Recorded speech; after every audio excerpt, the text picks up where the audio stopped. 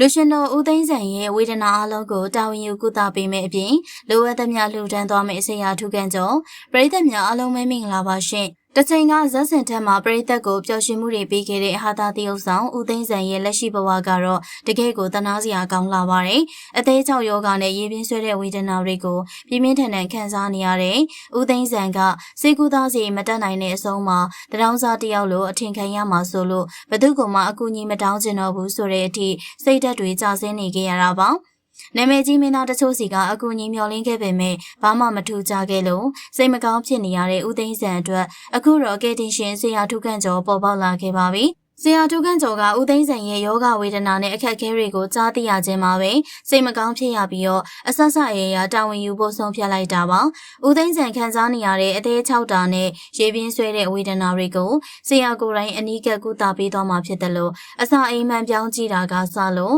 ရှေ့ဆက်ကုသရမယ့်စေကုသစိတ်အလုံးကိုလည်းဆရာကပဲအကုန်ကြခံလူတန်းပေးသွားမယ်လို့တရားဝင်ပြောကြားလာခဲ့ပါတယ်။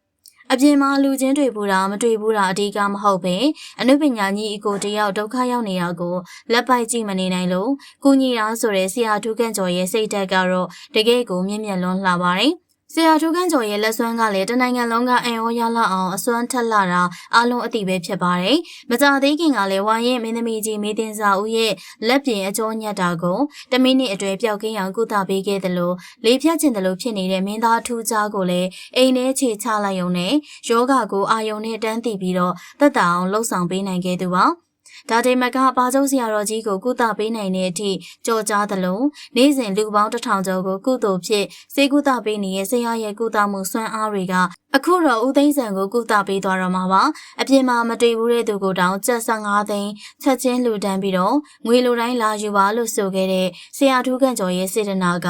အခုဆိုရင်တော့ဦးသိန်းစံအတွက်တော့အသက်ဆက်ဖို့မျှော်လင့်ချက်အသစ်ဖြစ်လာခဲ့ပါတယ်စေယုံပေါ်မှာငွေကြေးခက်ခဲကြောင့်မျက်နှာငယ်နေရတဲ့ဝါရင်အနုပညာရှင်ကြီးတယောက်ကိုအခုလိုတိတ်ခါရှိရှိနဲ့ပြန်လဲဆွဲတင်ပေးလိုက်တဲ့ဆရာထုခန့်ကျော်ရဲ့လုပ်ရက်ကတော့ဘလို့မှတန်ဖိုးဖြတ်လို့မရပါဘူးအခုဆိုရင်တော့ဦးသိန်းစံနေနဲ့စေကူသားစီအတွက်ပူစရာမလိုတော့သလိုဆရာထုခန့်ကျော်ရဲ့အစွမ်းထက်လာတဲ့ကုသမှုတွေကြောင့်မကြခင်မှာပဲကျန်းမာရေးတွေပြန်လဲကောင်းမွန်လာတော့မှာဖြစ်ပါတယ်